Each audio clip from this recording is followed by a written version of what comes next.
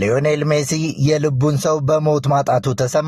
የዓለም እግር ኳስ ኮከብ ሊዮኔል ሜሲን ከሮዛሪዮ አቧራማ ጎዳናዎች አንስቶ እስከ ዓለም አቀፍ የክብር መድረክ ያደረሰው አባቱና ወኪሉ ሆርሄ ሜሲ በ65 ዓመታቸው ከዚህ ዓለም በሞት ተለይተዋል። ሆርሄ ለሊዮኔል አባት ብቻ አልነበረም፣ የሕይወቱ ኮምፓስ እንጂ።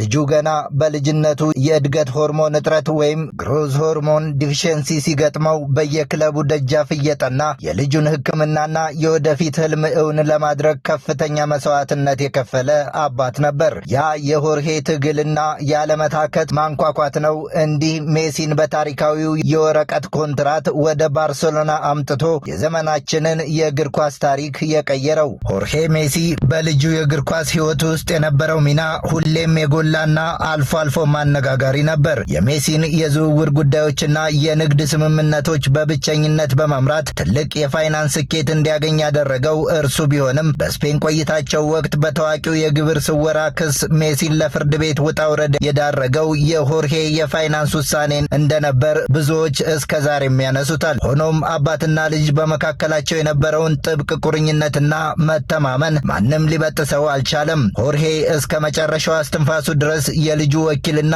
የቅርብ አማካሪ ሆኖ ዘልቋል። የሆርሄ የጤና እክል ከገጠማቸው ሰንበትበት ብሏል። ይህ ጉዳይ ለመጀመሪያ ጊዜ ፍንጭ የሰጠው ሊዮኔል ሜሲ በዓለም ዋንጫ የምድብ የመጀመሪያ ጨዋታ ላይ ጎል ካስቆጠረ በኋላ በእንባ ሲታጠብ ነው። በወቅቱ ለምን እንዳለቀሰ በጋዜጠኞች ሲጠየቅ እንባዬ ከእግር ኳሳዊ ምክንያት ጋር የተገናኘ አይደለም በማለት ምላሽ ሰጥቶ ነበር። ያኔ ከካሜራዎች ጀርባ የደበቀውና በውስጡ ይብላላ የነበረው አሳዛኝ እውነት በጠና ለታመመው አባቱ ያነባው እንባ እንደነበር ዛሬ ላይ ይበልጥ ግልጽ ሆኗል። አሁን ላይ ታማኝ የአርጀንቲና ሚዲያዎች እንዳረጋገጡት ሆርሄ በአርጀንቲና በሚገኝ ሆስፒታል ውስጥ ሕይወቱ ማለፉን ዘግበዋል። ሜሲ መሪር ሐዘኑን ተከትሎ ወዲያውኑ ወደ ትውልድ ከተማው ሮዛሪዮ እንደሚያቀና ይጠበቃል። እስካሁን ከሜሲ ቤተሰብ በኩል ስለ ሆርሄ ህልፈት የተሰጠ ይፋዊ መግለጫ ባይኖርም እግር ኳሱ ዓለም ግን የዘመናችንን ኮከብ ላበረከተልን ጠንካራ አባት ሐዘኑን እየገለጸ ይገኛል።